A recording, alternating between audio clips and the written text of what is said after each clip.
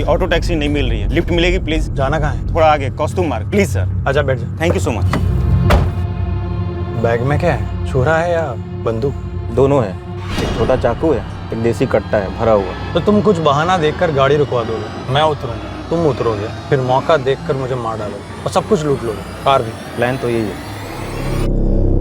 खतरा हमेशा अप्रत्याशित कोनों से आता है। जब हम किसी की मदद करने की सोचते हैं तब हमारे दिमाग में ना तो मदद मांगने वाले के प्रति कोई शक होता है और ना ही जेब में आत्म संरक्षण के लिए कोई हथियार। लेकिन क्या हम मदद मांगने वाले के दिमाग में या बैग में झांक सकते हैं, खासकर तब जब वो कोई अजनबी हो?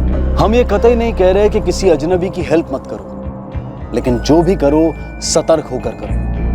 पहले अपनी जिंदगी को महफूज कर लिया जाए, फिर किसी अजनबी की सहायता।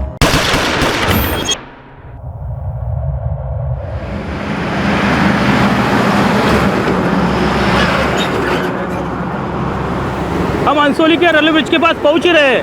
एम्बुलेंस का क्या हुआ? 5 मिनट में पहुंचनी चाहिए। ओके, और कोई कॉल? एक ट्रक वाले ने फोन किया था, घायल व्यक्ति रोड के साइड में पड़ा है, तुम पहुंचते ही फोन करो।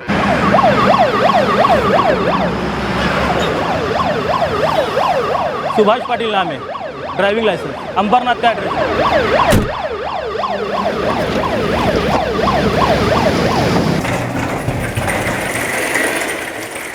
सुभाष पाटिल का मोबाइल मिला? नहीं साहब, आसपास भी ढूंढा, नहीं मिला। डेड ऑन अराइवल, शायद रास्ते में दम तोड़ दिया था।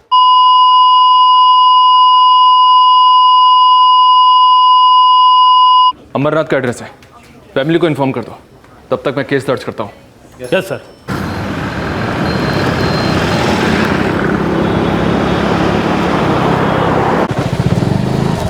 रुक रुक रुक।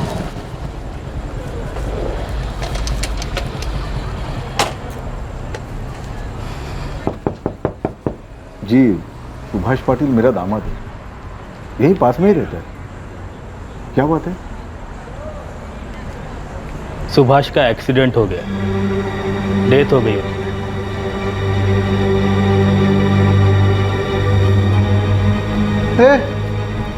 शुभ्रा, काय झालं हो?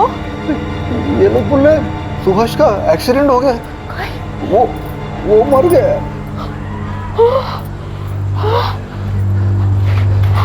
शुभ्रा, वीरचंद भाई शाह एक इन्विटेशन कार्ड देके गए थे, वो देखा आपने कहीं? मुझे दिया था? नहीं, वो कार्ड नैना, मुझे दिया था। तूने खाना नहीं खाया अभी तक? कहीं मिल जल्दी खा। नहीं देख तेरे बाबा अभी शिकायत लगा चुके। वो उनके पिताजी रायचंद भाई ने उधर कच्छ में बहुत बढ़िया अमृत बाग करके रिजॉर्ट बनाया है, तो उसका शुभारंभ होने वाला है। मैं सोच रहा था क्या हुआ? आपके पति सुभाष का एक्सीडेंट हो गया। ठीक तो है ना वो? अस्पताल में ले जाते समय वो चल बसा।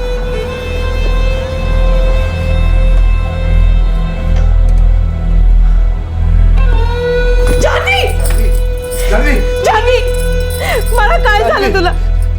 जानवी उठ, जानवी।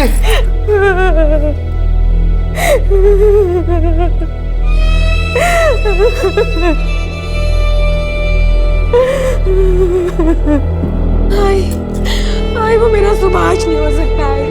आई वो मैं नहीं मानती है, मेरा पति नहीं हो सकता है। छोड़ो मुझे, जाने दो। आई बोलो नहीं, सांभार का स्वतःला पोरी, सांभार।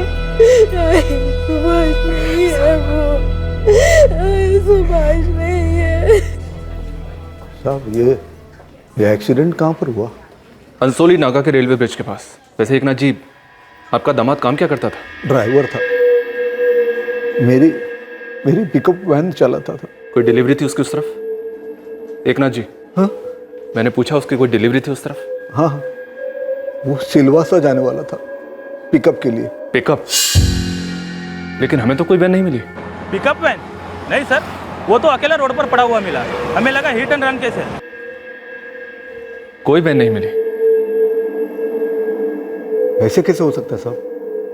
मेरी बात हुई थी सुबह से, शाम को 5:30 बजे। बाबा मैं सिलवासा के लिए निकल रहा हूँ, एक पिकअप मिला है। आता सिलवासा चल रहा है? अरे 5:30 हो रहे, घर लौटते लौटते 1-1:30 बज जाएंगे। बाबा मैं वो चाय की दुकान पे रुका था, वहाँ पे एक पार्टी मिल गई। उन्होंने कहा कि आज के आज ही सिलवासा से प्लाई उठाना है, 2,500 रुपए दे रहे हैं बाबा। ठीक है, तो एक काम कर, पहले जानवी को फोन करके बता देना लेट होगा करके। बाबा आप आई को बोलिए ना जानवी को बोलने के लिए, उसका फोन नहीं लग रहा है। हाँ ठीक है, शुभ्रा चली जाएगी बताने। पक्का शाम को 5:30 बजे उसकी आपसे बात हुई थी? हाँ साहब, पिकअप और डिलीवरी का तो धंधा है हमारा। मेरा दामाद और मैं एक साथ काम करते थे। अब आगे जाके सब कुछ वही संभालने वाला था।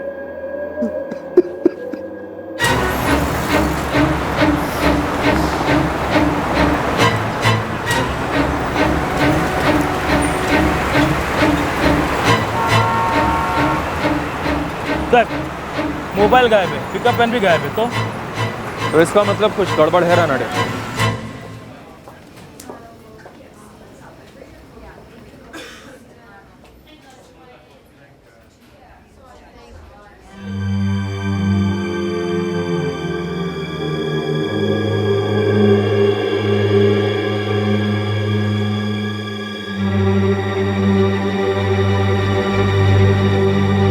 पुलिस को लगा था कि सुभाष पाटिल की मौत एक हिट एंड रन केस है, लेकिन एक्सीडेंट स्पॉट पर उसका मोबाइल फोन और उसकी पिकअप वैन नहीं मिले थे। शायद वो दोनों चुराए गए थे और अब पुलिस को संदेह होने लगा कि ये एक एक्सीडेंट नहीं बल्कि मर्डर केस है।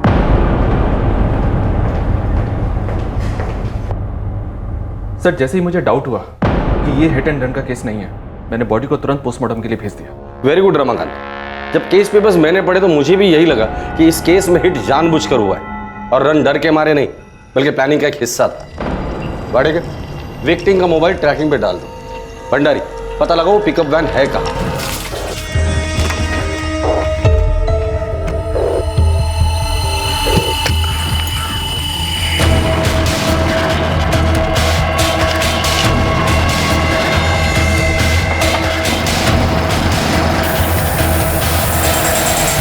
वैसे मुझे लगता है अभी तक तो उस पिकअप वैन का पोस्टमार्टम हो चुका होगा।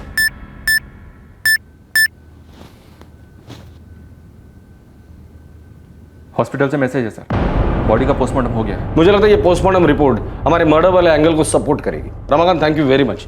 इसके आगे की जांच हमारी टीम करेगी। केस रिपोर्ट के हिसाब से विक्टिम पेट पर लेटा पड़ा था और चेहरा सड़क पर। इंस्पेक्टर विक्टिम को सड़क पर ढकेला गया, चेहरे के बल गिरा। ये हिट एंड रन का केस नहीं लगता। तो डॉक्टर साहब ये मर्डर है, ये साबित करने के लिए और कोई ठोस सबूत? केस रिपोर्ट कहती है कि विक्टिम सिलवासा जाकर कोई डिलीवरी पिकअप करके लौटने वाला था। जी, सुभाष पाटिल पेशे से ड्राइवर है। पेशे से ड्राइवर और लॉन्ग डिस्टेंस चला रहा था, तो फिर उसके ब्लड में मेजो 15 क्या कर रही थी? मेजो 15? मेजो 15 कितने स्ट्रिप? 3। एक इसकी एक गोली भी ड्राइविंग के लिए डेंजरस है। सर बहुत भारी हो जाता है, जबरदस्त नींद आने लगती है। इस सुभाष पाटिल के ब्लड स्ट्रीम में 4 से 5 गोलियों के ट्रेसेस। डॉक्टर साहब ये मेजो 15 बेसिकली दी किस लिए जाती है? डिप्रेशन या एंजाइटी के पेशेंट को नींद ना आती हो तो आधी या एक गोली दी जाती है, वो भी तब जब जरूरत पड़े। तो इसके फैमिली वालों से ही बात करनी होगी।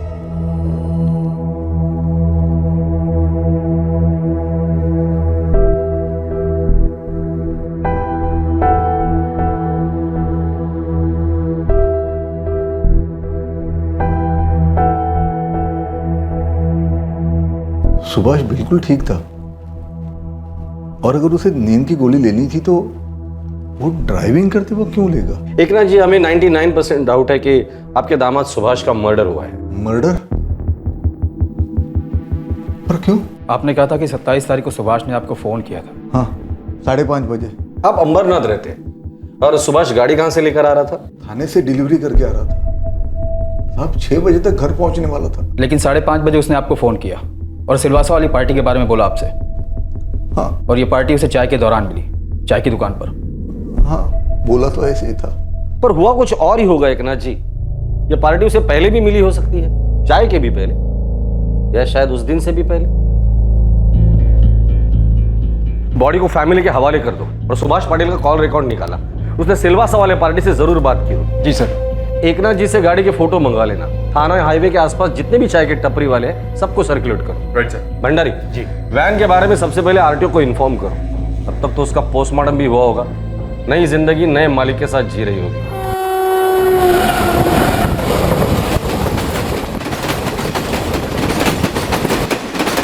अम्मा यार क्या करो तुम लोग, जल्दी करो।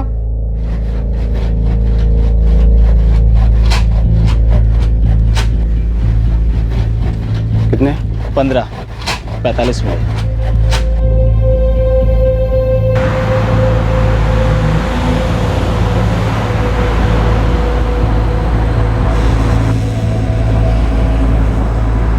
आया था साहब, ये आया था।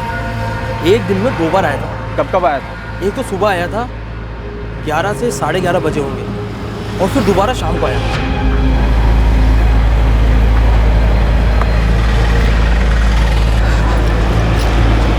अरे एक चाय देना और अदरक मार के देना। हाँ हाँ बिल्कुल, बैठो। इस आदमी का मर्डर हुआ है। हे राम, उसी दिन हुआ जब यहाँ से निकला, फिर अंसोली नाके के रेलवे ब्रिज के पास मारा गया। साहब मैं सच बोल रहा हूँ, मुझे इसके बारे में कुछ भी नहीं मालूम। उस दिन वो यहाँ किसी के साथ बैठा था, बात कर रहा था किसी के साथ। 2 जन होते तो शायद मैं बता देता। उस दिन आया तो ये अकेला था, उतना पक्का है साहब।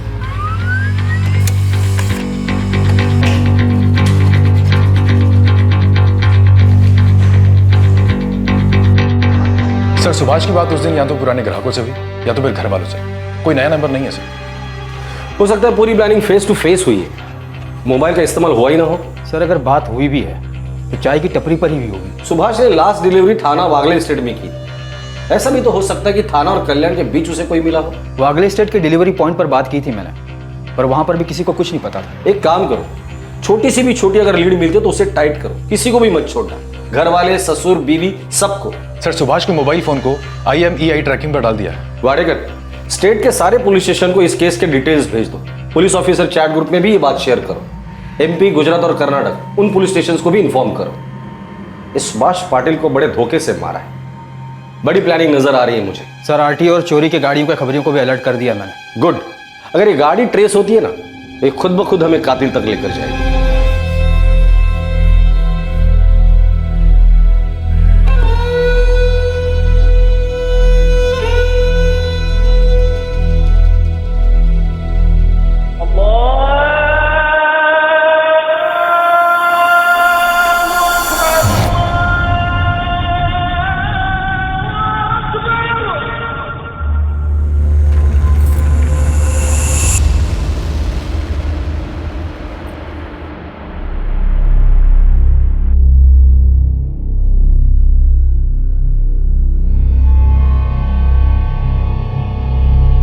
रख लो।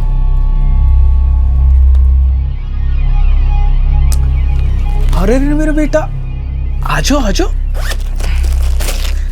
देखो अब्बू क्या लाए।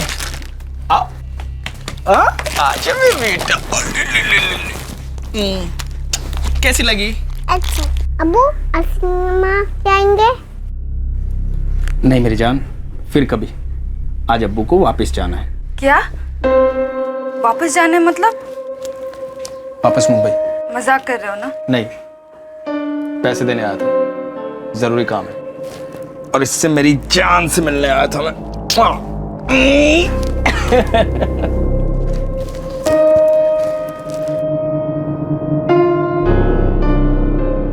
मुंबई हो या आजमगढ़, गरीब का घर तो गरीब का घर होता है। एक डगमगाते दिए की तरह तकदीर का मोहताज होता है। फिर ऐसा क्या हो गया कि एक घर के कमाने वाले कर्ता ने दूसरे घर के कमाने वाले कर्ता को मौत के घाट उतार दिया? लेकिन अनुभव समझ में नहीं आ रहा है, मेरे सुभाष के किसके साथ क्या दुश्मनी थी। क्या पता पुरुषोत्तम जी, उसने कहा था 2500 रुपए मिल रहे हैं, सिलवासा डिलीवरी के लिए जाना है। मैंने हाँ कर दी, लेकिन मुझे क्या पता था कि वो अभी शाम को मैं आई थी इसके पास, सुभाष ने संदेशा दिया था लेट आएगा करके, और मुझे क्या पता था कि वो लौटेगा ही नहीं। सुभाष और जानवी अपने अपने माँ बाप के इकलौते हैं साहब, कोकन साइड के। 5 साल पहले अरेंज मैरिज किया, 4 साल की एक बेटी है नैना। जानवी का बाप ट्रांसपोर्ट लाइन में साहब, 2 गाड़ियां हैं, एक मछली पहुंचाती है, दूसरी सब कुछ पहुंचाती है। ये सुभाष जो है साहब अपने ससुर के साथ काम करता था, एक गाड़ी खुद चलाता था, पिकअप का धंधा था साहब, पिकअप हो रहा था, हैप्पी फैमिली थी। और फिर सुभाष का मर्डर हो गया।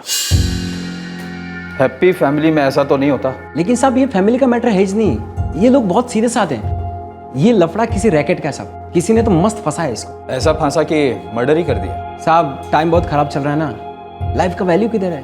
पैसा 2,500 के लिए कोई भी सुपारी उठाता है। 2,500 में सुभाष भी डिलीवरी उठाने वाला था सिलवासा से, पर हाईवे पर डिलीवर हो गया खुद वो। सर हाईवे से आपको बहुत जल्द न्यूज़ मिल जाएगी। मेरे लड़के फुल टू तैयार है, जिसने भी ये किया है ना कभी तो बिल से बाहर निकलेगा, और जैसे ही निकलेगा पहली खबर आपको। एक चूक हुआ सब झपट पड़ेंगे साले। और चूक हुई। सुभाष के मर्डर के ठीक 1 हफ्ते बाद सुभाष पाटिल के फोन की घंटी बजी। हाँ बोल। और इस बार IMEI ट्रैकिंग सिस्टम में लाल बत्ती जली। नाम नंबर पता जल्दी, 10 सेकंड का टाइम दे रहा हूं तुम्हें, मैसेज करो। सुभाष पाटिल का फोन कौन इस्तेमाल कर रहा है? नाम नाजिया बानो, नंबर 4445588767। और कॉल आने के बाद फोन स्विच ऑफ किया होगा। बिल्कुल सर। ये क्रिमिनल कौन से ख्याली दुनिया में रहते हैं? क्या सोचते हैं कि हम उनके घर तक पहुंच नहीं पाएंगे? 113 भटियार गली, अंधेरी वेस्ट।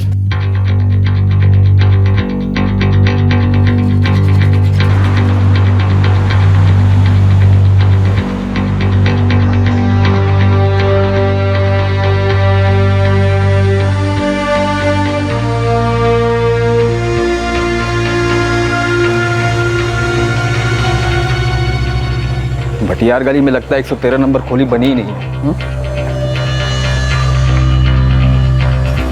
साहब 113 नंबर है ही नहीं तो सुनेंगे कैसा? नाजिया बानो, ये नाम कभी सुना है इस इलाके में? साहब लाखों में एक नाम तो है नहीं, ऊपर से चौल है, हजारों लोग रहते हैं, 50 एक नाजिया तो मिलेगी मिलेगी। एड्रेस फर्जी है तो नाम भी शायद फर्जी हो सकता है, लेकिन इंस्ट्रूमेंट में लगा सिम कार्ड शायद फर्जी नाम और एड्रेस के बावजूद असली है। Right sir. वाडेकर, इस नंबर से किए गए और इस नंबर पर आए हुए सारे कॉल्स की कुंडली मुझे चाहिए।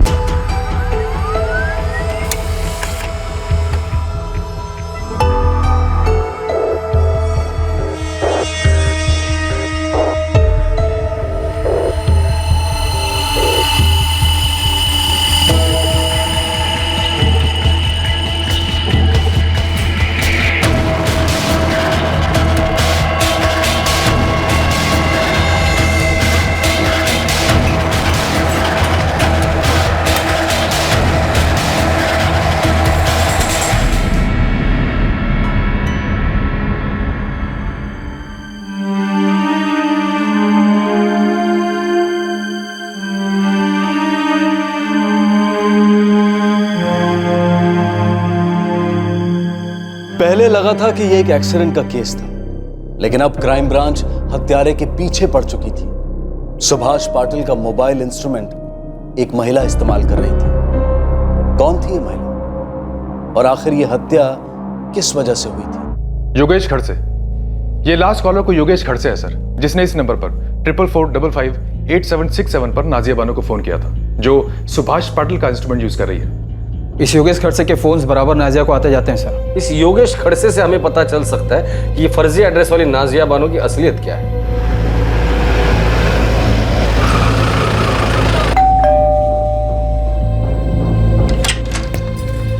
जी हम लोग क्राइम ब्रांच से। योगेश जी। जी। ये नाजिया बानो कौन है? नाजिया?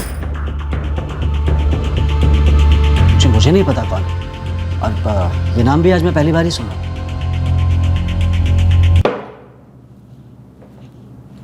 पी ले पी ले पी ले।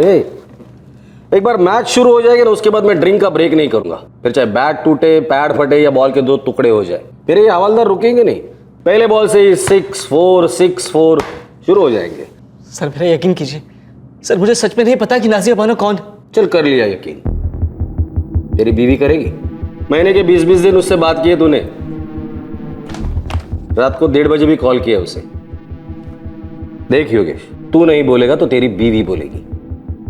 चल तू रहने दे, जा इसके बीवी को बुला। सर ऐसा मत कीजिए प्लीज सर। बोलना तो तुझे पड़ेगा ही योगेश, या तो हमारे हवालदार के 100 घूसे खाकर या अपनी बीवी का एक थप्पड़ खाकर। सर वो प्रोस्टिट्यूट धंधा करती है। कहां से करती है? घर से? जी सर।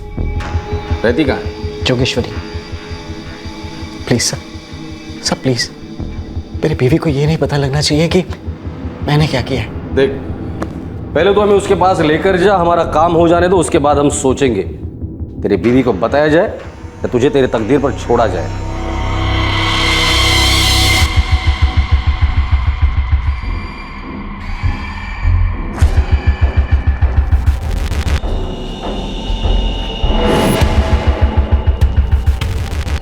सर वो वहां ऊपर। सर मैं अब घर जाऊं? इतनी भी क्या जल्दी है? नाजिया बानो से हमारा इंट्रोडक्शन कौन कराएगा? चल आगे चल।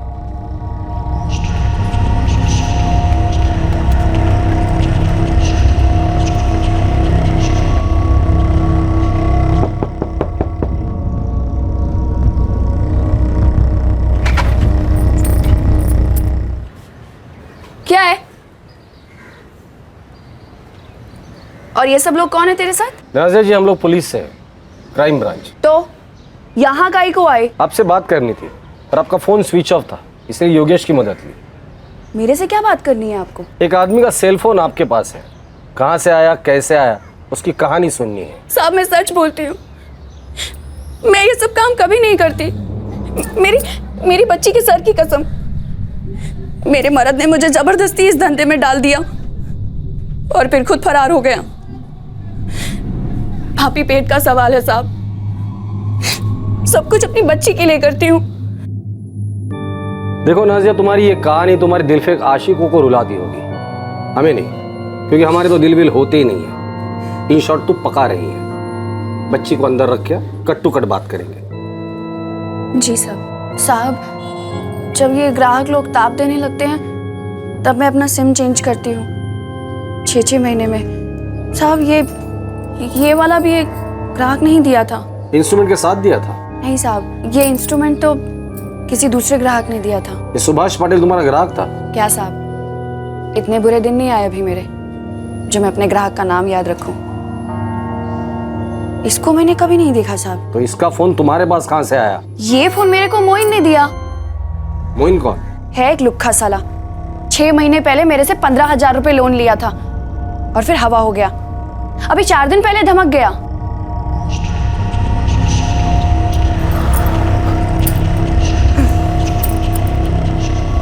मोइन 6 महीने हो गए हैं। अगले हफ्ते दे दूंगा तेरे 15,000 रुपए। पिछले 4 बार से तू यही बोल रहा है। मैं तेरे को बैठने दी ये सोचकर कि तू मेरा पैसा लौटाएगा।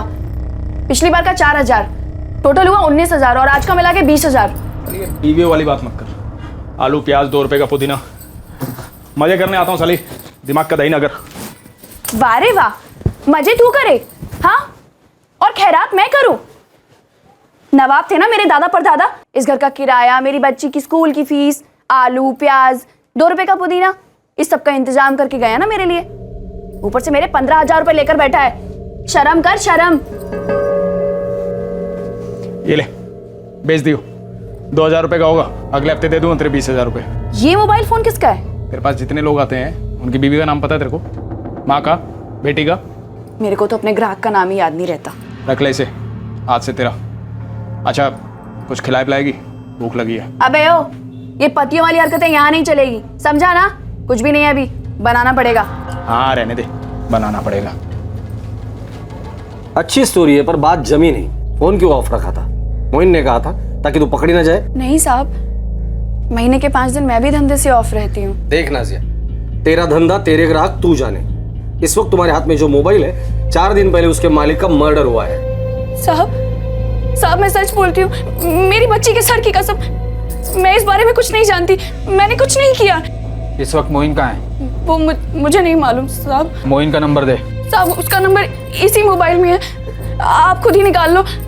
ये The number you have called is currently switched off. Switch off है।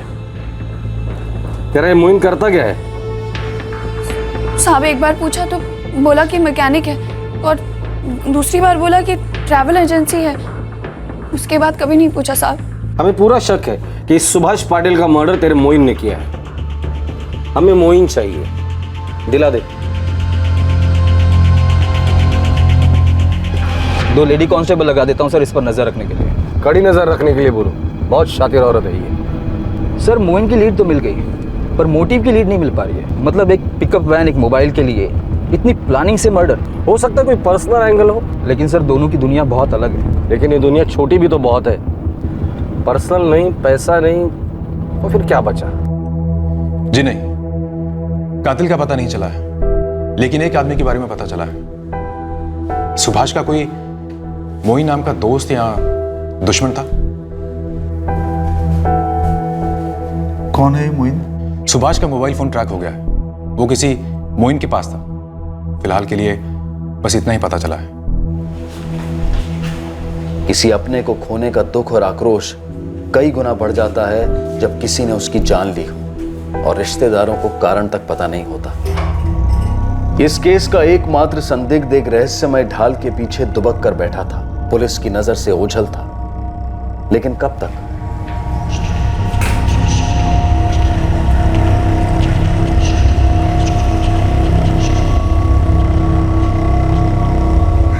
सर, मोइन ने मोबाइल स्विच ऑन कर दिया है।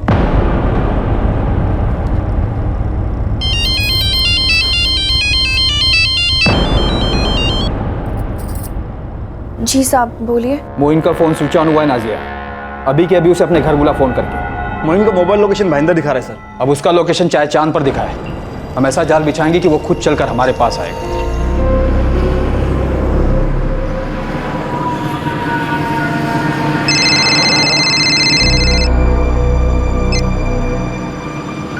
हाँ नाजिया, अभी पैसे नहीं आए हैं, आते ही फोन करता हूँ। पैसे नहीं आएंगे तो तू भी नहीं आएगा? अबे ओ, तू कब से सामने से बुलाने लगी? दाल में कुछ काला है क्या? दाल खाए मेरे दुश्मन, मैंने तो आज शाही बिरयानी बनाई है। पिछली बार जब तू आया था तब खाने में कुछ था नहीं, आज बिरयानी बनाई है, सोचा तुझे फोन करूं। बड़ी मस्त बनी है, बोल खाएगा? हाँ लेकिन बैठूंगा नहीं, क्या ना पैसे नहीं है। मैं तुझे बुला रही हूँ ना सामने से, क्या पैसे वैसे लगा रखा है? तू तो बस ये बता कब तक आएगा? 3 बजे तक आऊंगा, चलेगा? हाँ चलेगा, लेकिन ये बीवियों माफिक भूखी नहीं बैठने वाली मैं। हाँ मैं खा रही हूँ, तू आएगा तो तेरे लिए परोस दूंगी। चल रखती हूँ।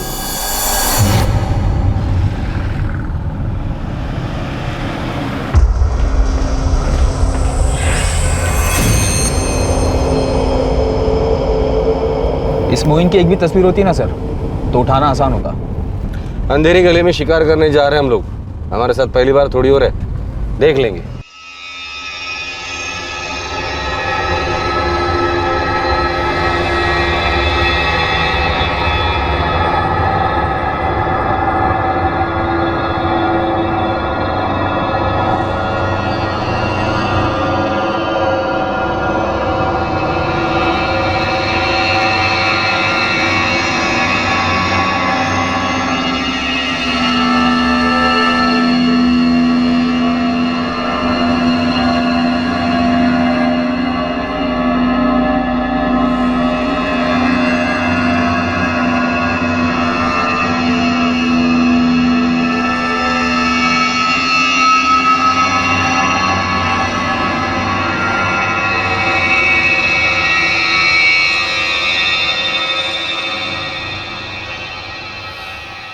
भैया 2 बनारसी लगा दो प्यार से। हाँ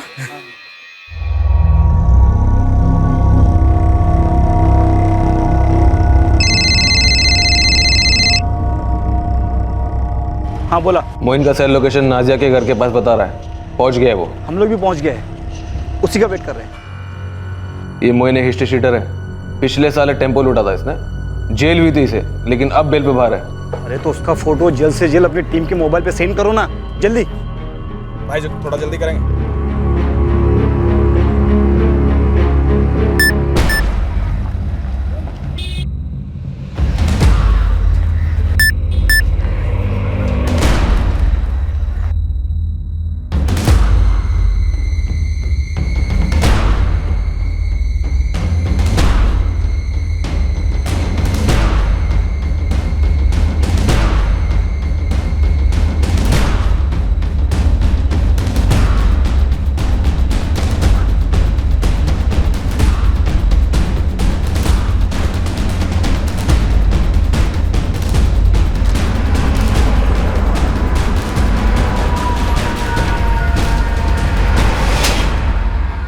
उस दिन अगर मोइन अहमद पुलिस के हाथों नहीं लगता तो शायद दोबारा उसे ऐसे जाल में फांसना बहुत मुश्किल हो जाता। लेकिन पुलिस टीम की प्लानिंग और कोऑर्डिनेशन ऑन द डॉट रहा। मोइन अब उनके लॉकअप में था और लॉकअप में मोइन ने अपने जुर्म का चिट्ठा खोला। 2 साल पहले मोइन ने एक टेम्पो लूटा था। टेम्पो ड्राइवर को दवाइयां खिलाकर बेहोश कर दिया गया था। 1 साल बाद मोइन ने एक टूरिस्ट गाड़ी लूट ली थी। वही मोडस ऑपरेंडी अपनाई गई। ड्राइवर को बेहोश कर दिया गया था। मोइन के 2 साथीदार थे। एक था फर्नीचर वाला दानिश सिद्दीकी और दूसरा था मोटर मैकेनिक इमरान पठान।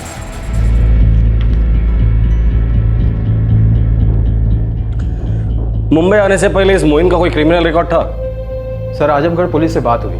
उन्होंने पता किया कि मोइन एक गैराज में मैकेनिक था, चुपचाप काम करता था और घर चला जाता था। जो भी हो, जिंदगी यहाँ से बेहतर होगी मुंबई में। तो हम दोनों को भी साथ ले चलिए। मेरा खुद का ठिकाना नहीं होगा। तुम लोगों को सर पे उठाऊंगा तो क्या खाक कुछ कमाऊंगा? लेकिन आपके बिना हम दोनों यहाँ कैसे जिएंगे, ये भी तो सोचिए। जीने के लिए पैसे चाहिए फातिमा। भेजूंगा मैं। दुनिया चाहे इधर से उधर हो जाए, हर महीने तुम्हारे हाथ में पैसे होंगे।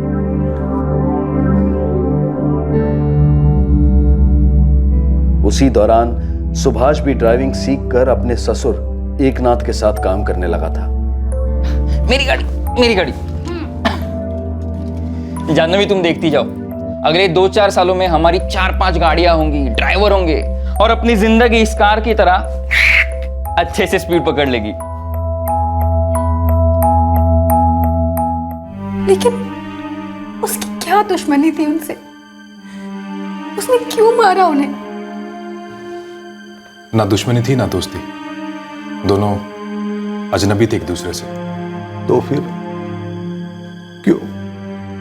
ये तेरा पहला शिकार था जो 4-4 मेजो 15 खाने के बाद भी बेहोश नहीं हुआ था, बराबर ना?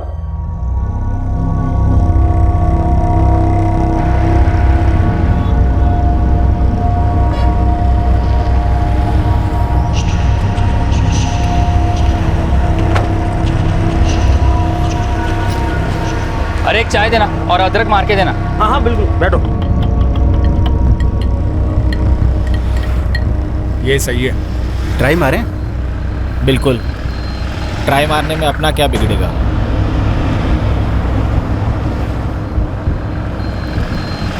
सुनो भाई। हाँ डिलीवरी करते हो? हाँ हाँ करता हूँ ना, लेकिन अभी नहीं कर पाऊंगा। सिलवासा से प्लाई विराट छोड़नी है। रात हो जाएगी परवाह नहीं, पर आज के आज 2000 रुपये मिलेंगे। देखो ऐसा है कि मुझे अभी डिलीवरी करने के लिए ठाणा जाना है। यहाँ पर वापस आते आते 5:30 बजेंगे। सही है, तब तक हम लोग भी यहाँ पहुँच जाएंगे। ठीक है। और हाँ, 2000 में काम नहीं होगा, 3000 रुपये लूँगा। 3000 ज़्यादा है यार। ठीक है, 2500 रुपये लूँगा, लेकिन उससे 1 पैसा कम नहीं। मंजूर? हाँ चलेगा। ठीक है। ठीक है, मिलते हैं यहाँ पे।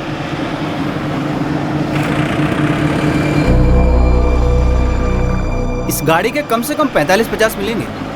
मैं शकूर भाई से बोलता हूँ कि इसको खोलने के लिए तैयार रहे। मैं दवाई का इंतजाम करता हूँ। जाना भी तेरे को ही पड़ेगा मोइन। हाँ हाँ ठीक है। मेजो 15 कितने स्ट्रिप? 3। मेजो 15 के बारे में कैसे पता चला? दानिश के अब्बा लिया करते थे, उनका रसीद का फोटोकॉपी मारा, सफेद स्याही लगा कि बस तारीख बदल दिया करते थे। बाकी के लोगों को बेहोश करता था। इस सुभाष पाटिल को मारने की क्या जरूरत थी?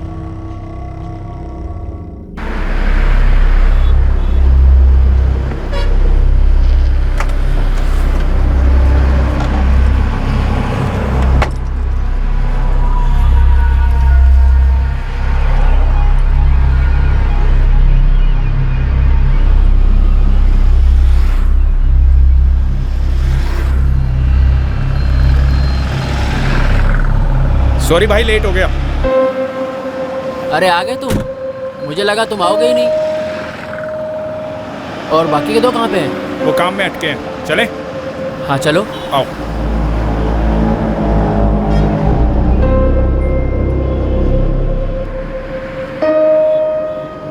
बाबा मैं सिलवासा के लिए निकल रहा हूँ।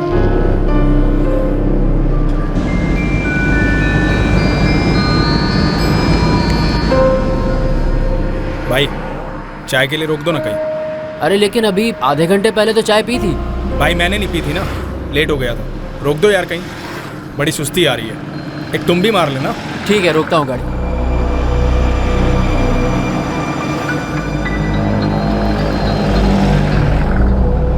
काका, हमेशा की तरह इस बार भी मोइन ने अपने शिकार को गाड़ी में ही बैठने के लिए कहा और वो खुद चाय लेने गया।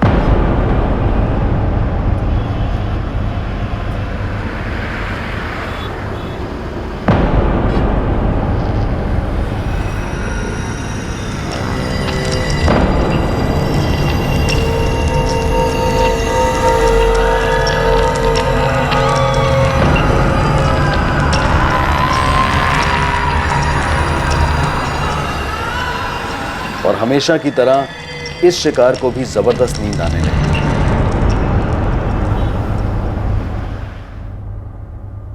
हमें गाड़ी रोकनी पड़ी। सुभाष बेहोश हो रहा था? नहीं, वो उल्टियां करने लगा था।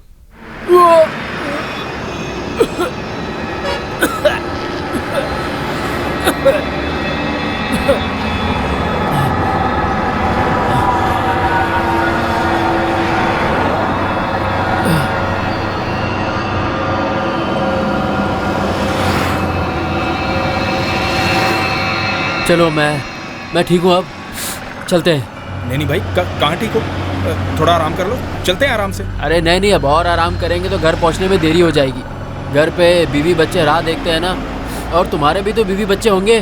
भाई उन्हीं के लिए तो कह रहा हूँ। देखो इतनी नींद में गाड़ी चलाना खतरे से खाली नहीं है। नहीं, मुझे नींद नहीं आ रही है, बस मेरा सर भारी हो गया है। लेकिन कोई नहीं, मैं गाड़ी चला लूँगा।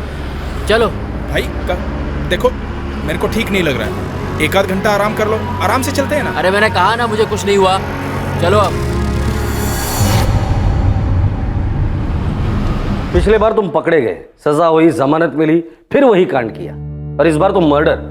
मोइन, एक बार भी दिल या दिमाग में ये ख्याल नहीं आया कि ये भी मेरी तरह एक इंसान है, इसकी भी बीवी बच्चे हैं जो इसका इंतजार कर रहे होंगे, वो बेसहारा हो जाएंगे?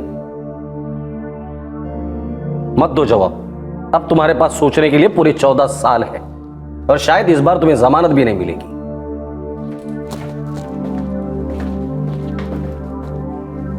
उस दिन वो लोग पहली बार मिले थे। हमारी गाड़ी के नीचे सुभाष को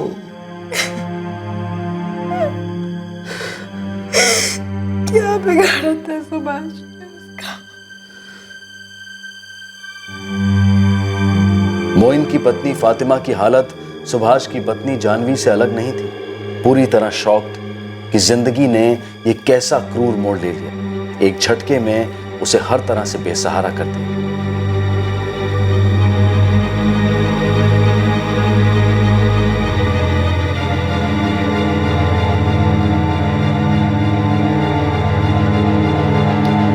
चोरी की पिकअप वैन खरीदने के जुर्म में पुलिस ने ओशीवारा के मैकेनिक शकूर अली को गिरफ्तार कर लिया है, लेकिन वैन अभी ट्रेस होनी बाकी है। मोइन, इमरान और दानिश को आईपीसी की धारा 302 के तहत हत्या और धारा 395 के तहत डकैती के चार्जेस में बुक किया गया है।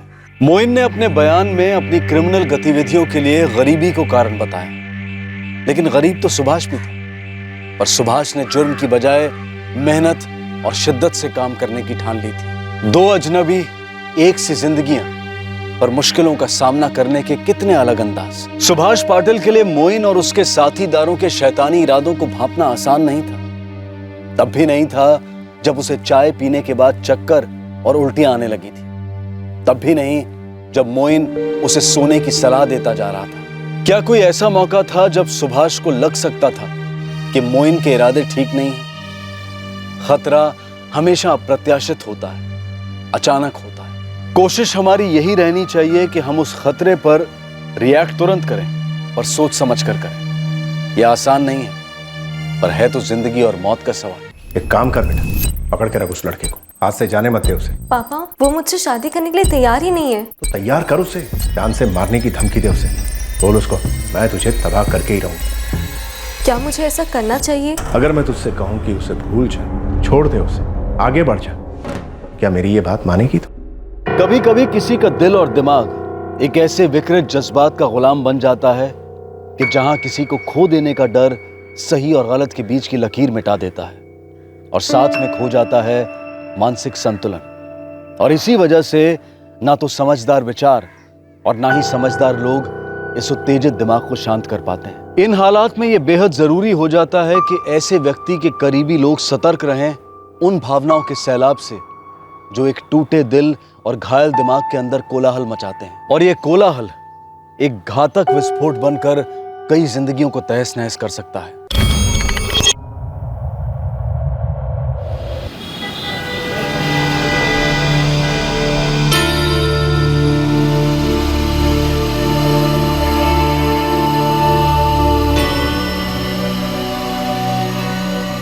हार पसंद आया बेटी? ठीक है। अच्छा प्रीति, तू इस शादी से आलोक से खुश तो है ना?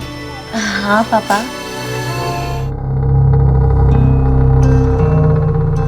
आलोक, चलिए ये अपनी बुआ चाची सब यहाँ दे आओ। मैंने फोन पे उन्हें इनवाइट कर लिया, लेकिन ये पहुंचना बहुत जरूरी है। ठीक है पापा जी। जी जी पापा जी, एक बार ही फाइनल बोल दो, थोड़ी मंगानी नहीं मंगानी है। बेटा कम से कम शोर, कम से कम दिखावा। तुम समझ रहे हो ना मैं क्या कहना चाह रहा हूँ? जी।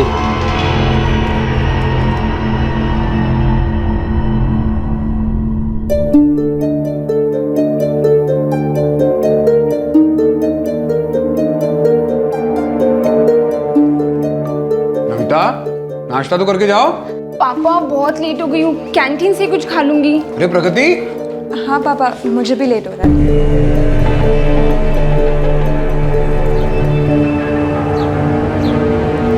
कोई स्लो मोशन, थोड़ा जल्दी चल यार। अगर रिक्शे चले गए ना तो बैलगाड़ी भी नहीं मिलेगी।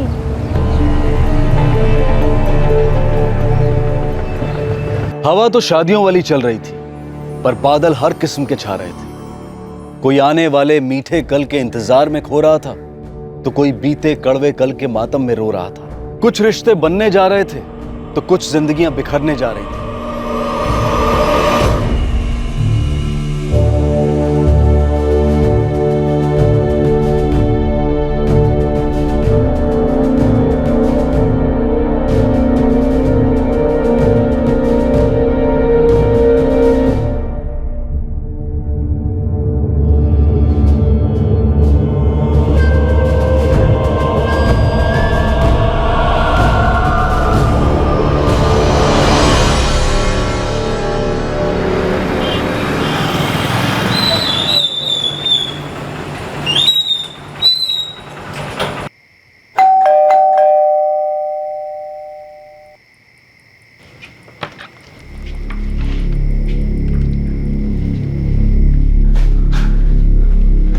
अभी तक स्विच ऑफ है। नहीं, कोई मुझे भी बताएगा क्या हुआ है?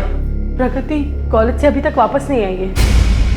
तो उसकी कोई एक्स्ट्रा क्लास वगैरह होगी कॉलेज में। पर पापा, प्रगति का फोन पिछले 2 घंटे से स्विच ऑफ है और फोन भी नहीं लग रहा है। उसके फोन की बैटरी खत्म हो गई होगी। वो चार्जर साथ लेकर गई है और आजकल कॉलेज में हर किसी के पास चार्जर होता है। वो कहीं भी।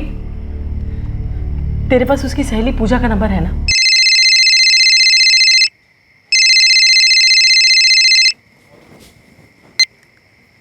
हाँ नमिता दीदी, बोलिए। पूजा तू घर पर है? हाँ दीदी, मैं तो घर पे ही हूँ। क्यों, क्या हुआ? प्रगति कहाँ पर है? कहाँ है मतलब? प्रगति कॉलेज से अभी तक घर नहीं लौटी है। ऐसे कैसे? वो दोपहर के 2 बजे निकल चुकी थी कॉलेज से। पर तू जा कहाँ रही है? बस एक छोटा सा काम है, लेकिन इम्पोर्टेंट है। ऐसा कौन सा इम्पोर्टेंट काम है जो तुम मुझे नहीं बता सकती? अरे यार, कल आके बताऊंगी ना। चल बाय। Okay bye. वो किसके साथ गई है, कहाँ पर गई है, कुछ बता कर गई है वो? नहीं, कुछ नहीं बताया दीदी। माँ पूजा कह रही है कि प्रगति कॉलेज से 2 बजे ही निकल गई है किसी काम से, पर कहाँ पर गई है, किसके साथ गई है, उसे भी नहीं पता। कुछ तो सही नहीं है।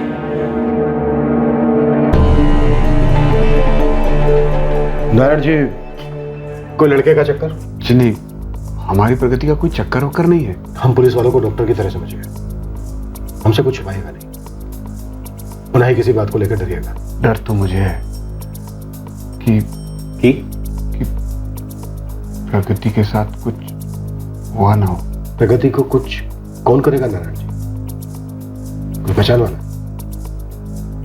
आप लोग जानते हैं कि हम जानते हैं कि आप लोग कुछ ऐसा जानते हैं, लेकिन बोल नहीं रहे। ऐसा कुछ भी नहीं है।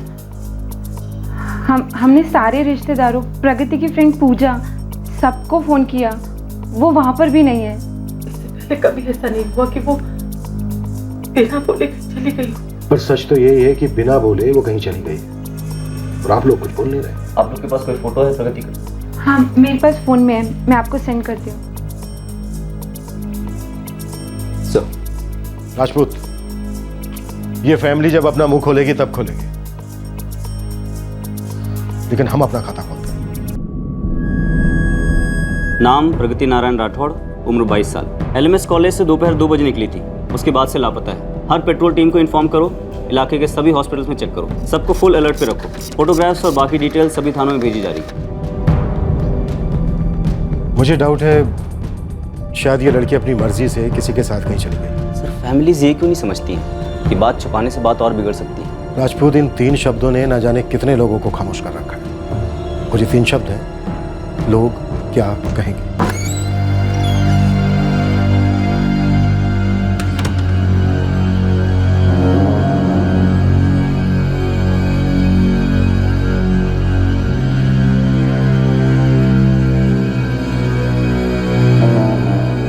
पुलिस ने पूरी रात और अगला पूरा दिन प्रगति को ढूंढा, लेकिन प्रगति नहीं मिली। पुलिस को इस बात का अंदेशा हो चुका था कि प्रगति के घर वाले उनसे कुछ छुपा रहे थे, लेकिन क्या छुपा रहे थे ये उन्हें काफी देर बाद पता चलने वाला था। बहरहाल माहौल तो शादी वाला था। आलोक रघुवंशी प्रीति राणा के साथ विवाह के बंधन में बंध रहा था, लेकिन करीबी बाराती एक खास तनाव में बंधे हुए थे।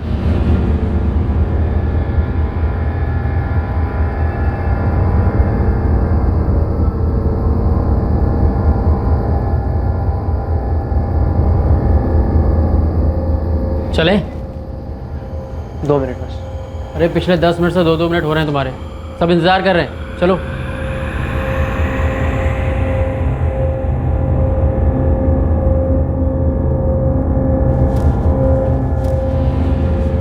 सुनिए, अब हमें चलना चाहिए। हाँ चले बलदेव। हाँ देवर जी, विकास कहीं दिखाई नहीं दे रहा। उसे किसी काम से बाहर भेजा है, आ जाएगा। वो सीधा लड़की वालों के घर पहुंच जाएगा।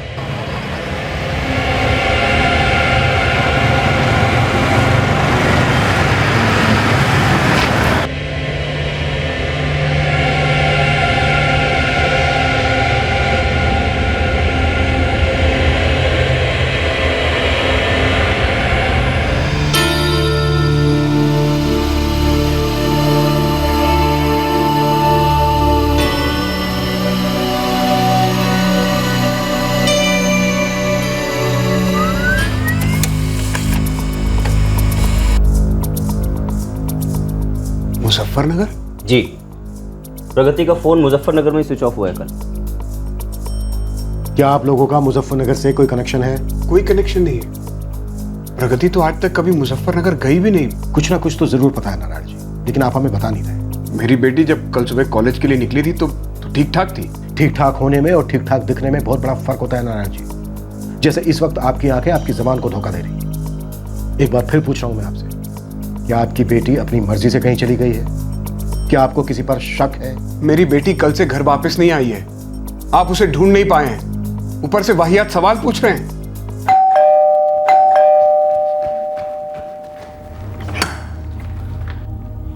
पापा, प्रगति कुछ पता चला उसका? कहाँ है प्रगति? इसमें कोई शक नहीं था कि परिवार की दीवारों में कई राज छिपे थे और परिवार वाले एक दूसरे से भी भेद रख रहे थे। प्रगति के पिता नारायण ने 8 मार्च की रात को किसी को फोन कर प्रगति के बारे में पूछताछ की थी।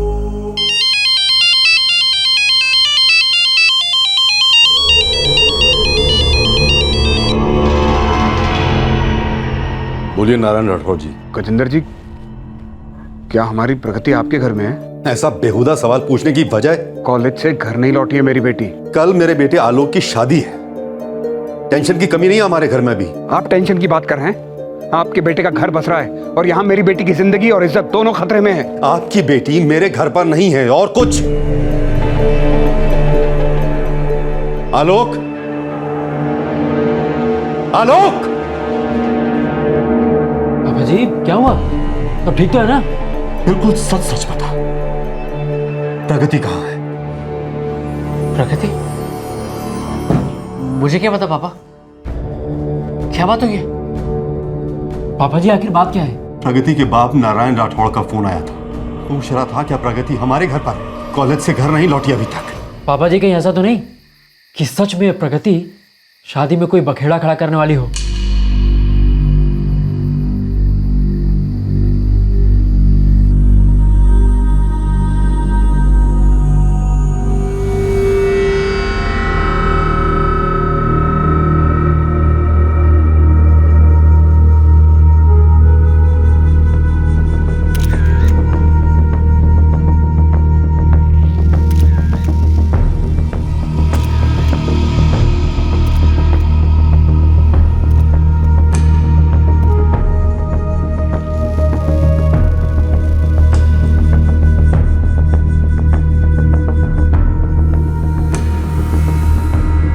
प्रगति की कॉलेज की फ्रेंड का क्या नाम बताया था मिसेस नारायण राठौड़ ने? पूजा सर। लगता है बाप को छुपा रहा है, तो बेटी ने भी जरूर कुछ ना कुछ बाप से छुपाया होगा जो उसने अपनी फ्रेंड को बताया होगा। बुलाओ इस पूजा को। मुझे नहीं पता सर प्रगति किसके साथ गई थी, बस इतना कहा कि उसे कुछ काम है। ऐसा कौन सा इंपॉर्टेंट काम है जो तुम मुझे नहीं बता सकती? अरे यार कल आके बताऊंगी ना। प्रगति के बॉयफ्रेंड का नाम क्या है पूजा? बॉयफ्रेंड? वो नाम क्या है बॉयफ्रेंड का? प्रगति किसी के साथ गई थी ना? सर उनका तो टूट चुका था। किनका टूट चुका था? प्रगति और आलोक। पूरा नाम? आलोक रघुवंशी। कौन है आलोक रघुवंशी? सर लगभग 9 महीने पहले मुझे एक SMS आया था। UP XX622M गाड़ी का नंबर है। लड़के का नाम आलोक रघुवंशी। तुमने अपनी फ्रेंड को मेरा नाम और कार का नंबर टेक्स्ट कर दिया ना? हाँ तो इतना टेंशन में क्यों? कुछ भी, मैं कोई टेंशन में नहीं। तो फिर अपना नाम क्यों नहीं बता रही हो? क्या करोगे मेरा नाम जानकर?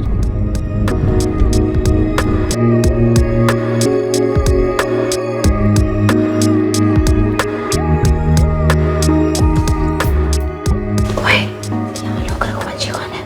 पता नहीं यार। क्या तुम अजीब से SMS कर रहा था यार? मुझे आज घर के बाहर ऑटो नहीं मिल रही थी। Auto auto auto auto.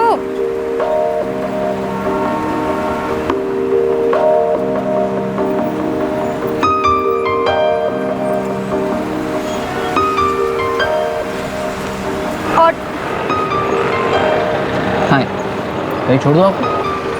No thanks. Peak time है, ऑटो मिलेगा नहीं और आप बस मिलेगी तो चढ़ नहीं पाओगे। आ जाओ। नहीं ऐसा ना, मैं मैनेज कर लूँगी। थैंक्स। अरे इट्स ओके, मैं खाने जाऊंगा आपको। आ जाओ।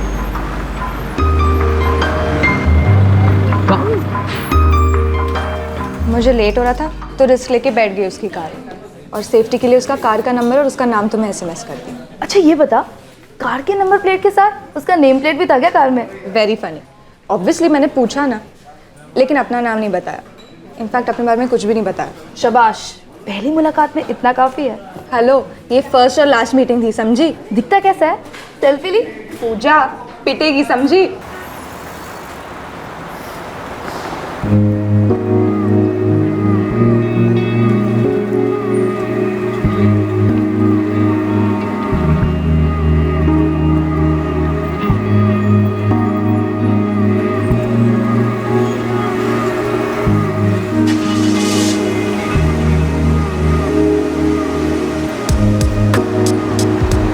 हाय स्ट्रेंजर, आपको मेरा नाम मालूम है, आपको मेरी कार का नंबर ही मालूम है, इनफैक्ट आपकी फ्रेंड को भी मेरे बारे में सब कुछ मालूम है, तो इस हिसाब से मैं बिल्कुल सेफ हुआ।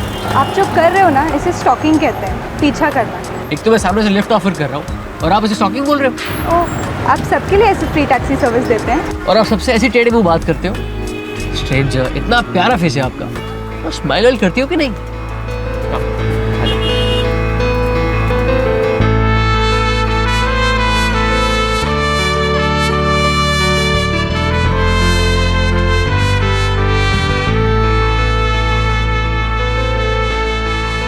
मुझे तो डे 1 से पता था ये लव स्टोरी है। कुछ भी। हाँ, मुझे नहीं पता था, तुझे कैसे पता था? सच कह रही हूँ यार, पहले तो सिर्फ फ्रेंडशिप थी, फिर इमोशंस जागे और बस होते होते हो गया। होते होते हो गया तो फिर टूटा कैसे? पेरेंट्स। उन्हें कब पता चला? 4 महीने पहले। दोनों के घरों में पता चला? हाँ। दोनों के पेरेंट्स अगेंस्ट थे? हाँ। पर दोनों के बीच प्यार अभी भी है, राइट? मुझे नहीं पता सर, बस इतना जानती हूँ कि कल आलोक की शादी हो गई।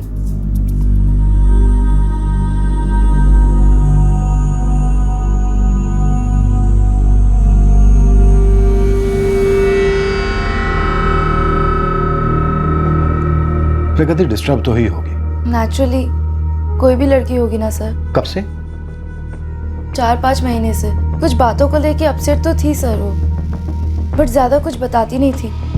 कल रात आलोक की शादी हुई।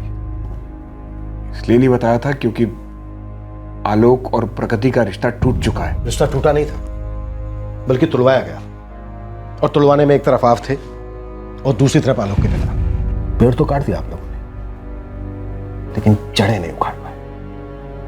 रिश्ता जिंदा था मिस्टर राठौर। झूठ है ये। सच है ये। जिस रात आलोक की शादी होती है, ठीक उससे एक दिन पहले उसकी प्रेमिका गायब हो जाती है। इत्तेफाक और साजिश में बहुत बड़ा फर्क होता है मिस्टर नारायण राठौर।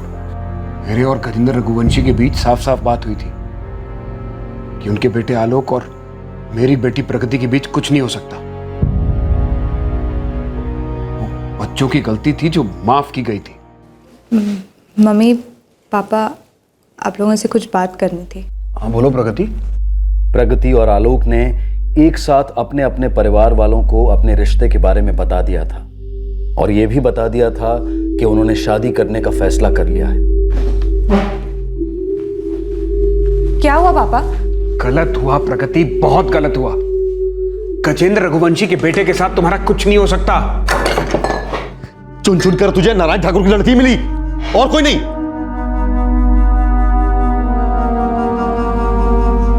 क्या खराबी है? हाँ पापा, आलोक पढ़ा लिखा है, डिसेंट है, जॉब भी करता है, और हमारा कास्ट भी एक ही है। हमारे और रघुवंशी परिवार के पुरखों का गांव भी एक ही है, और एक गांव के लड़का लड़की के बीच में सिर्फ एक रिश्ता होता है, राखी का।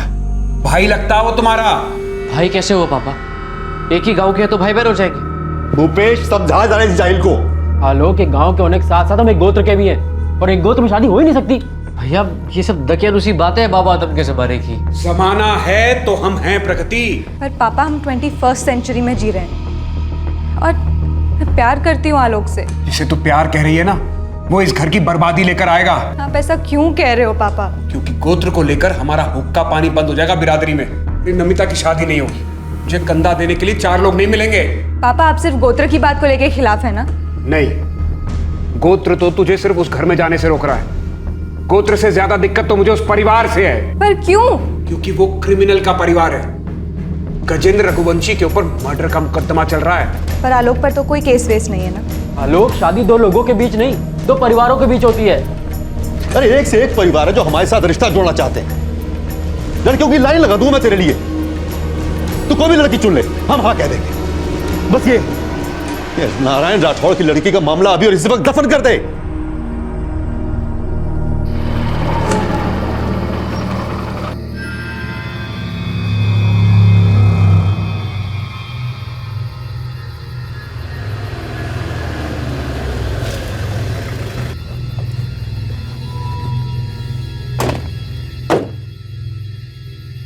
बच्चों से अनजाने में गलती हो गई गजेंद्र जी। आप ठीक कह रहे नारायण जी, हमें भी वही लगता है। शायद गलती हमारी है।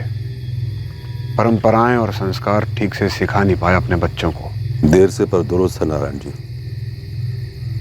मैंने आलोक को अच्छी तरह समझा दिया है। आप अपनी बेटी का देख लीजिए। उस रात के बाद परसों रात को मेरी गजेंद्र से बात हुई। जब मैंने फोन करके उनसे पूछा कि प्रगति उनके घर में तो नहीं है। एक मिनट, अभी आपने कहा कि आलोक और प्रगति के बीच कुछ नहीं था, रिश्ता टूट चुका था। फिर आपने आलोक के पिता को फोन क्यों किया? क्योंकि आप लोगों ने राग छेड़ा कि उसका कोई चक्कर चल रहा है। बेटी आपकी गायब है, बात आप हमसे छिपा रहे हैं, और विलेन हमें बता रहे हैं। और जहां तक बात है राग छेड़ने की, तो अभी तो हमने उसकी शुरुआत की है मिस्टर राठौड़। अब हर प्रकार का राग चलेगा, आपके नाम का भी। आप मुझ पर शक कर रहे हैं? जी, ऐसा कोई पहली बार नहीं हो रहा है मिस्टर राठौर कि लड़की की, घर की परंपरा की इज्जत रखने के लिए घर की लड़की को जबरदस्ती घर से विदा कर दिया जाता है, और कभी कभी तो दुनिया से।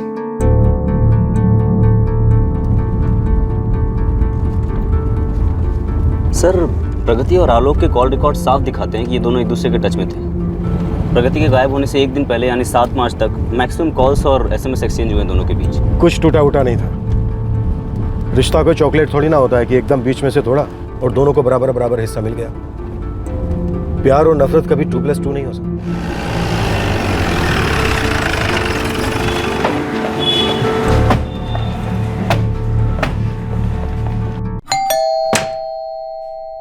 हमें आलोक रघुवंशी से बात करनी है। आलोक तो घर पे नहीं है सर।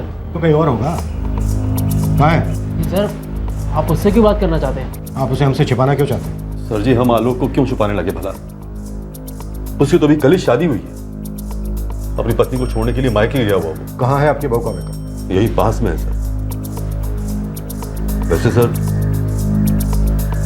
आप यहाँ प्रगति राठौड़ के केस को लेकर ही आए हैं। और भी खड़े मुर्दे हैं क्या इस घर में? सर, मैं आपको बता देना चाहता हूँ कि मैंने नारायण राठौड़ को साफ साफ कह दिया था कि उसकी बेटी प्रगति यहाँ नहीं है और आलोक के साथ उसका कोई ताल्लुक नहीं। आपने कहा, उन्होंने सुन लिया, लेकिन ये जरूरी तो नहीं कि वो सच हो।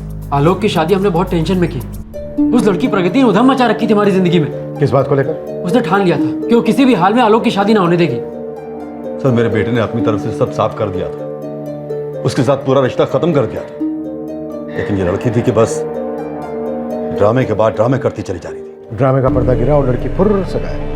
सर, इसमें हमारा कोई हाथ नहीं। चलो मान लेते हैं आपका कोई हाथ नहीं, पर आलोक का दिल तो है। इसलिए ये सवाल हम उसी से करना चाहते हैं कि अगर रिश्ता टूट गया था तो शादी से 2 दिन पहले उसके और प्रगति के बीच इतने सारे फोन कॉल्स और SMS क्यों? दोनों परिवारों पर खबरी लगा दो और इस आलोक की खबर तो हम खुद लेंगे। जी सर। मुझे डर है कि प्रगति के साथ कहीं कुछ हुआ ना हो, कुछ किया ना गया। उम्मीद करता हूं कि कहीं हमें देर ना होगी।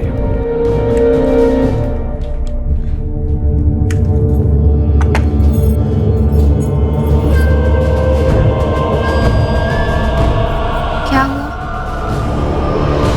कुछ नहीं, मैं अभी आता हूँ। अरे लेकिन नाश्ता जा कहाँ रहे हैं आप?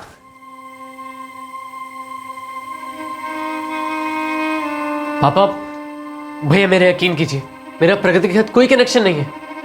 उल्टा उसके दोस्तों ने मुझे बताया कि वो मेरे खिलाफ कुछ प्लान कर रही है। प्लान? कैसा प्लान? उसने मुझे धमकी दी है कि वो शादी में आके सब कुछ खराब कर देगी, और अगर कुछ भी नहीं हुआ तो क्या आलोक, पूरी बात बोल। तो वो मुझे मार देगी पापा।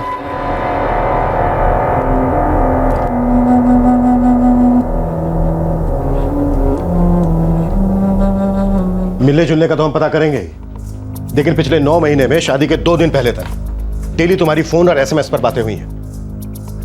तो फिर ये सहेलियों के थ्रू फिल्मी धमकियां क्यों दी गई? सर, एक बार जब हमारी फैमिली ने मैं ना बोल दिया था, उसके बाद फोन कॉल्स पे, SMS पे जितनी भी बातें हुई हैं, उसमें मैंने सिर्फ उसे यही समझाया है कि अब सब भूल जाओ।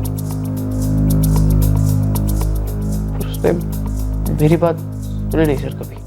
एक बार हमारी शादी हो जाएगी ना आलोक, तो हमारी फैमिलीज अपने आप मान जाएंगी। चलो 1 मिनट के लिए मान लिया कि हमारी फैमिलीज मान जाएंगी, लेकिन ये बिरादरी कभी नहीं मानेगी। अरे हम लोग तो कहीं भी जाके मुंबई दिल्ली अपना मुंह छुपा लेंगे, लेकिन हमारी फैमिलीज वो अपना मुंह कहाँ छुपाएंगी? ब्रेक ऑफ करना चाहते हो? हमारे दिल का ब्रेकअप तो कभी नहीं हो सकता, पर क्या हम अपनी फैमिलीज को ब्रेक करके एक रह पाएंगे? देखो, हम लोग माने या ना माने, लेकिन ये गोत्र, ये गांव, ये बिरादरी, ये सब मायने रखता है। तो तुमने मेरा नाम पूछने से पहले मेरा गांव या गोत्र क्यों नहीं पूछा? आलोक, ये प्यार है, कोई ड्रेस या शर्ट नहीं है ना कि फिट नहीं आ रही तो शॉपिंग मॉल में लौटा दी। जरा सी मैली हो गई, फट गई तो रख दिया कबर्ड के अंदर हमेशा के लिए।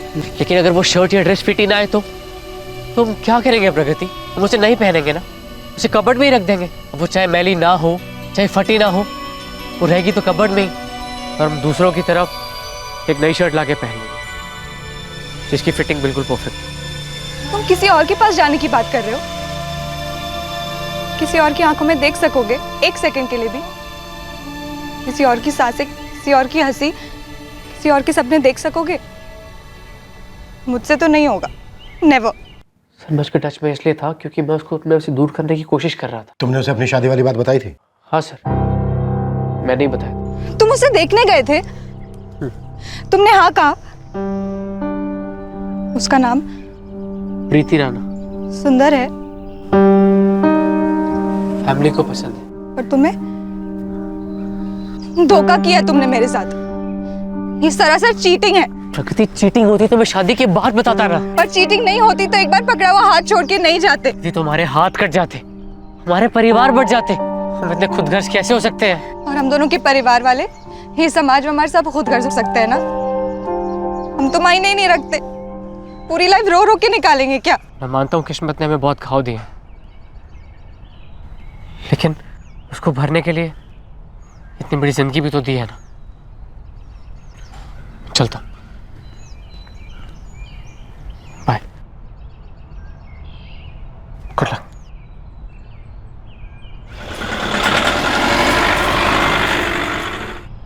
सरमाना मैंने पहल की थी, प्रगति का दिल जीता था, लेकिन ये गांव और गोत्र की बात मुझे मालूम नहीं थी सर। प्रगति को भुलाना मेरे लिए भी उतना ही मुश्किल है जितना। भुलाने की कोई खास कोशिश नजर तो नहीं आ रही, क्योंकि ब्रेक ऑफ के बाद भी तुम उससे बराबर मिलते रहे। नहीं नहीं सर, मैं तो उससे डर के मारे मिलता था। किसका डर था? सर डर था कि वो खुद के साथ कुछ करना बैठे या फिर मेरे साथ। सर वो समझदारी खो बैठी थी, ब्रेकअप एक्सेप्ट नहीं कर रही थी। उसे पता था कि तुम्हारी शादी 9 मार्च को है? हाँ सर, और सर उसने धमकी भी दी थी कि वो शादी में आके हंगामा करेगी। सिर्फ 2 दिन बचे। हाँ। तुम मुझे इनवाइट कर रहे हो? सिर्फ बताने आए। जला रहे हो? देखो, जो सच है मैं तुम्हें सिर्फ वही बता रहा हूँ। सच्चाई तो ये है कि तुमने मेरा भरपूर इस्तेमाल किया और फैमिली के नाम पे मुझे कुचल के फेंक रहे हो आलोक। Use and throw. ये दुनिया का सबसे बड़ा झूठ। तो दुनिया को तय करने दो ना। मैं बिना इनविटेशन आऊंगी तुम्हारी शादी। तुम ऐसा कुछ नहीं करोगी, ये सब करके तुम अपनी और मेरी दोनों की जिंदगी डैमेज कर दोगी। मैं तो ऑलरेडी डैमेज्ड हूँ, तुमने जो डैमेज किया है मुझे। और सबको ये बात बताना जरूरी है ना? प्रगति देखो, तुम ये सब नहीं करोगी। वो तो शादी के दिन पता चलेगा। तुम्हारी वो प्रीति शीति जो भी उसका नाम, उसे भी मैं बताऊंगी कि तैयार रहो बेबी। आलोक आएगा, तुम्हें यूज करेगा और फिर आगे बढ़ने कहेगा। देखो देखो, मैं तुम्हारे हाथ जोड़ता हूँ, तुम्हारे पैर पड़ता हूँ। कोई जरूरत नहीं आलोक। अच्छा चलो, नहीं आती तुम्हारी शादी सच, लेकिन तुम मेरे मरने के बाद मुझसे मिलने नहीं आओगे। प्रॉमिस? प्रगति? क्या प्रगति? प्रगति सुसाइड नोट पे मैं तो साफ लिख दूंगी कि सबकी जिम्मेदार सिर्फ तुम हो। तुम मिस्टर आलोक रघुवंशी। हमारे SMS, ईमेल सब कुछ सेव्ड है। हनीमून तुम जेल में बिताना मेरी यादों के साथ। नहीं नहीं नहीं, नहीं प्रगति, देखो मैं यहाँ पे फाइनली बात करने आया था, हमारी रिलेशनशिप की हैप्पी एंडिंग करने आया था। Happy ending? मैं तो तुम्हारी मैरिज की हैप्पी बिगनिंग भी नहीं होने दूंगी। जीकर, मरकर या फिर मारकर मैं तुम्हारी लाइफ बर्बाद कर दूंगी। सर प्रगति के साथ मेरी आखिरी बार बात 8 तारीख को हुई थी, तब भी उसने मुझे धमकियां दी। उसके बाद हमारी कोई बात नहीं हुई सर। प्रगति मुजफ्फरनगर क्यों गई? पता नहीं सर। तुम्हारा या प्रगति का मुजफ्फरनगर के साथ कोई कनेक्शन है क्या? नहीं सर, मेरा तो नहीं है, और प्रगति ने भी कभी जिक्र नहीं किया। क्या ऐसा हो सकता है कि प्रगति के फादर नारायण राठौड़ को इस बात का पता चल गया हो कि प्रगति तुम्हारी शादी में आकर हंगामा करने का प्लान कर रही है, तो उसने अपनी इज्जत बचाने के लिए प्रगति के साथ कुछ कर दिया हो? सॉरी सर, इस बारे में तो मैं कुछ नहीं बोल सकता हूँ। सुसाइड क्या होगा उसमें? सर मैं बस इतना विश करता हूँ कि वो ऐसा कुछ ना करे, वो अपनी जिंदगी में खुश रहे और मुझे अपनी जिंदगी में खुश रहने दे सर। अतीत के कर्मों के सपोले अक्सर वर्तमान में अपना फन उठाते हैं और अक्सर ये डसते हैं किसी और ही निर्दोष को। आलोक का अतीत नई दुल्हन प्रीति की जिंदगी में जहर खोलने जा रहा था। ये जहर आलोक और प्रगति से जुड़े हर घर में फैलने वाला था। प्रगति के अतीत के सारे पन्ने अब पुलिस के सामने खुल चुके थे, लेकिन आने वाले दिनों में कुछ ऐसे पत्ते खुले जिसने पुलिस को भी चौंका दिया। जनाब, इस आलोक रघुवंशी की एक गाड़ी है। हाँ मालूम है हमें। इस गाड़ी में कुछ अटपटा है। मंसूर साफ साफ बोल, क्या अटपटा लगा? इस आलोक का एक चाचा है, बलदेव रघुवंशी। 9 मार्च को उसका लड़का विकास ये गाड़ी लेकर कहीं गया था। आलोक की उस गाड़ी को बड़ी हड़बड़ी में उन लोगों ने घर से दूर कर दिया। अभी भी किसी गैराज में पड़ी है। गैरेज का नाम और एड्रेस बोल।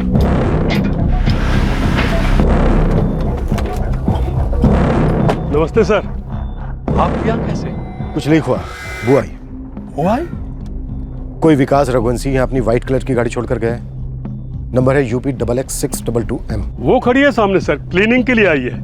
क्या क्या क्लीन हुआ अभी तक? सर अभी तक तो एक हाथ भी नहीं मारा है। हम हाथ मारते हैं।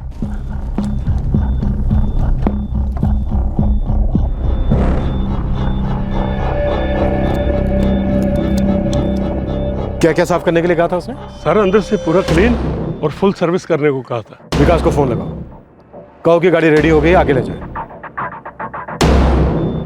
ऐसी भी क्या जल्दी थी कि शादी की रात दूल्हे की कार सर्विसिंग के लिए ले गया तू? मुझे कुछ नहीं पता सर, जैसा मेरे पापा और बड़े पापा ने कहा मैंने तो बस वैसा ही किया। लेकिन हमारे सवाल का जवाब नहीं दे रहा है तो। वैसे बता दूं, यहां भी सर्विसिंग बहुत अच्छी होती है और जरूरत पड़े तो सफाई भी बहुत अच्छी तरह करते हैं। कभी कभी तो पूरी तरह से साफ कर देते हैं। मैं सच कह रहा हूं सर, मुझे कुछ नहीं मालूम। बड़े पापा ने कहा कि अभी के अभी गाड़ी लेके जाओ और साफ करा दे, इसलिए मैं उसे हरप्रीत सिंह के गैराज लेके गया।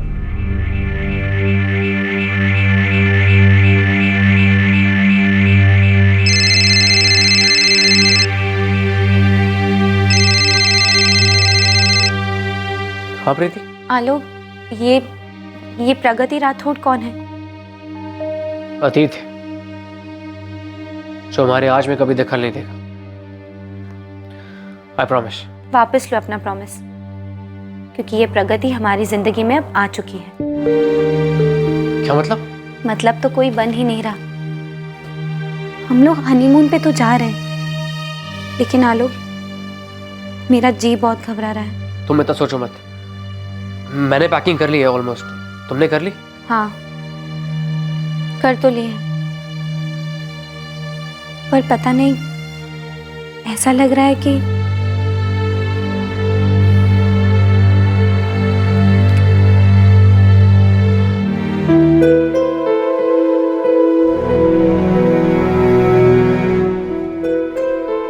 पर तू जा कहाँ रही है? बस एक छोटा सा काम है, लेकिन इम्पोर्टेंट है।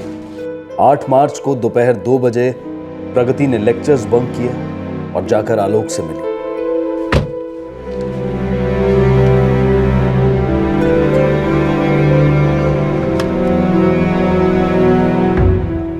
मुझे अब भी यकीन नहीं हो रहा। कल है ना शादी? हाँ। एक्साइटेड हो? देखो प्रगति, कल फाइनल बात हमने नहीं, तुमने। ठीक है, मैंने की थी, लेकिन आज तुमने मुझे यहाँ बुलाया है और मैं यहाँ आया हूँ, और आज ये फाइनल है। इसके बाद हम कभी नहीं मिलेंगे। ये सब तुम बोल रहे हो, मैं तो सुन भी नहीं रही हूँ। देखो, तुम मेरे साथ जबरदस्ती नहीं कर सकती। क्यों? जबरदस्ती करने का परमिशन सिर्फ तुम्हें है। भूल गए किस तरह जबरदस्ती मुझे इसी गाड़ी में बिठाया था?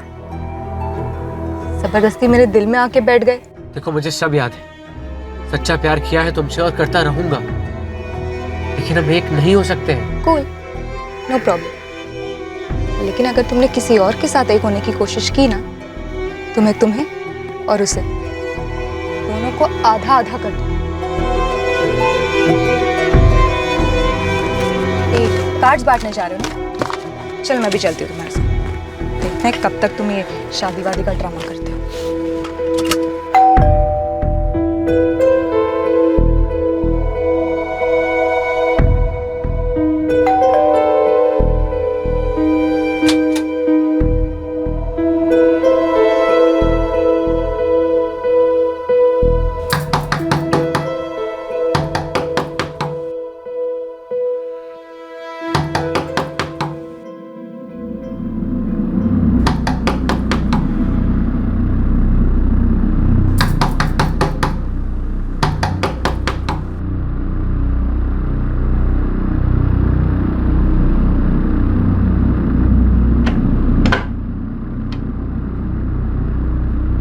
बेटा, बाहर बुलाया तुम्हें, पुलिस आई है।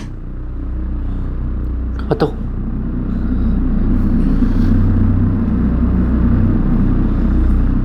8 मार्च आओ। 8 मार्च को प्रगति के साथ तुम्हारी फोन पर एक बार बात, ऐसा कहा था? हाँ सर। गलत, क्योंकि 8 मार्च को तुम्हारी प्रगति के साथ सिर्फ फोन पर बात नहीं हुई थी, बल्कि तुम उससे मिले भी थे, और वो तुम्हारी आखिरी मीटिंग थी उसके साथ, क्योंकि अब तुम तो क्या, उससे कोई भी नहीं मिल पाएगा। सच कह रहा हूं ना? सर वो खून चूस रही थी मेरा। बड़े वो हो तुम्हारी चाची बुआ कितने सारे रिश्तेदारों के घर गए, लेकिन तुमने मेरा कहीं पे भी ढंग से इंट्रो नहीं करवाया। अब बस करो प्रगति। मेरे लिए कुछ बस वस नहीं है आलोक। इनफैक्ट मेरे बस में जो कुछ हो सकेगा ना, मैं सब करूंगी। तुम्हारे और उस प्रीति के पीछे भूत की तरह पड़ जाऊंगी। तुम दोनों की जिंदगियों में ऐसा कोलाहल मचाऊंगी कि एक रात भी चैन से नहीं सो पाऊंगी। गाड़ी सुधर। नहीं, तुम गाड़ी स्टार्ट करो। सर मैं कंट्रोल से बाहर चला गया था। मुझे मेरी आंखों के सामने मेरी बर्बादी दिखाई दे रही थी सर। मेरी फैमिली की बेइज्जती दिखाई दे रही, प्रीति की हालत दिखाई दे रही थी सर।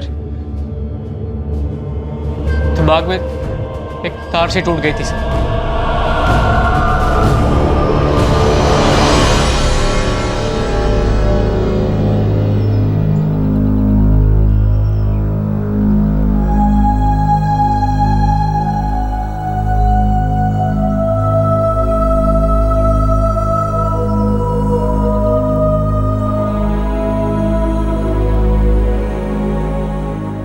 तो गजेंद्र रघुवंशी, आप ये पहले से जानते थे कि आपके बेटे ने क्या किया? 8 मार्च की रात को प्रगति के पिता नारायण ने जब आलोक के पिता गजेंद्र को प्रगति की जानकारी के बारे में फोन किया था, उसी रात गजेंद्र को प्रगति की असलियत का पता चल गया था। पापा, भैया, मुझसे गलती हो गई। गलती मतलब? प्रगति से ब्रेकअप के बाद भी मैं प्रगति से मिलता रहा। वो मुझे धमकाती आई है मिलने के लिए। परेशान कर रखा था उसने मुझे। तू जानता है वो कहाँ है? मैंने उसे मार डाला।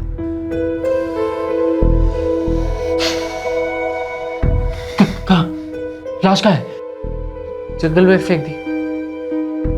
कैसे मारा? कहाँ मारा? तो आपने और आपके भाई बलदेव रघुवंशी ने आपके भतीजे विकास को अगले दिन गाड़ी साफ करवाने के लिए भेज दिया। सर अगले दिन हमें ख्याल आया कि गाड़ी साफ करवा देनी चाहिए, इसलिए हमने विकास को भेज दिया। तुमने लाश को जंगल में कहाँ फेंका? वहां लेकर चलो। सर मैंने लाश को जंगल में फेंका ही नहीं। मैंने कहीं भी नहीं फेंकी।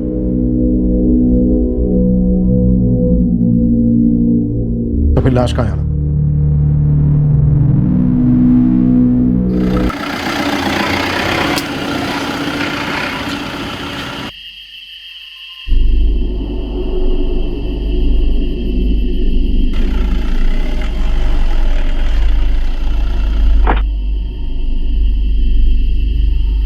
सब लोग मंदिर गए हुए थे, तो मैंने। प्रगति की लाश कहाँ है आलोक?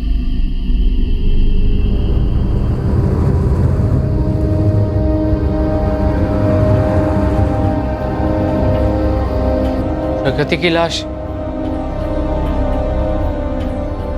यही है।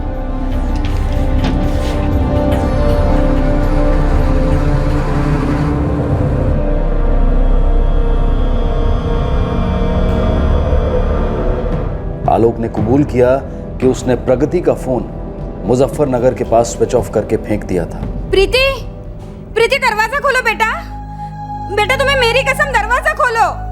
आलोक की नई नवेली पत्नी प्रीति शौक के परे चली गई थी। प्रगति की सच्चाई उसे काफी भयंकर तरीके से पता चली थी। प्रगति के परिवार को दर्द और मायूसी के खामोश कोलाहल ने घेर लिया है। वो विश्वास ही नहीं कर पा रहे हैं कि उनकी बेटी इस तरह की धमकियां दे सकती थी, इस तरह ऑब्सेसिव पॉसेसिव हो सकती थी। आलोक रघुवंशी के पिता गजेंद्र, बड़ा भाई भूपेश, चाचा बलदेव और चचेरा भाई विकास सभी इस बात को जानते थे कि आलोक ने अपनी शादी के एक दिन पहले अपनी प्रेमिका प्रगति का कत्ल कर दिया था। एक रिश्ता खत्म होता है तो जिंदगी खत्म नहीं होती। एक रोमांटिक रिश्ते का टूटना ना तो इंसान को निकम्मा साबित करता है और ना ही छोटा। एक ब्रेकअप बस एक इशारा होता है कि जिंदगी में रोमांस के परे भी और कई खूबसूरत तोहफे हैं जिन्हें हमें पहचानना है, खोलना है और उनका पूरा लुत्फ उठाना है। रंजिशें, नफरतें, अधूरे रिश्ते, ये सभी दिलो दिमाग में नासूर बनकर छेद कर देते हैं जो होने देने की बिल्कुल ही जरूरत नहीं है। एक प्रेमी की दर्दनाक दगाबाजी हो या तकदीर का क्रूर मजाक, चाहे कितना भी डिप्रेशन हो, गुस्सा हो, लेकिन इस बात को कभी नहीं भूलना चाहिए कि ये एक फेज है, एक दौर है और हर दौर बीत जाता है। किसी भी सूरत में वो दौर, वो यादें, वो दर्द किसी की जिंदगी से ज्यादा अहम नहीं हो सकते, कभी नहीं हो सकते। इसी विचार के साथ मैं अनूप सोनी अब आपसे विदा लेता हूं। फिर मुलाकात होगी क्राइम पेट्रोल सतर्क में शुक्रवार को रात 10:30 बजे। तब तक सुरक्षित रहें और देखते रहें क्राइम पेट्रोल सतर्क। सबक एक को, सीख हम सबको। जय हिंद। इस तरह के और भी एपिसोड देखने के लिए हमारे चैनल को सब्सक्राइब करें और बेल आइकन दबाना ना भूलें।